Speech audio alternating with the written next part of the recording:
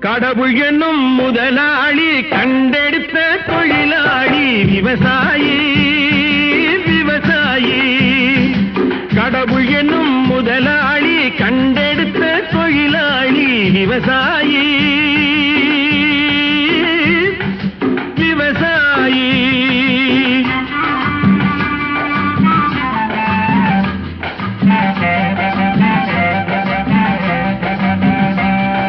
முன்னேற்ற பாதையிலே மனச வைத்து முழு மூச்சாய் அதற்காக தினம் உழைத்து மண்ணிலே முத்தெடுத்து பிறர் வாழ மண்ணிலே முத்தெடுத்து பிறர் வாழ வழங்கும் குணமுடையோன் விவசாயி விவசாயி.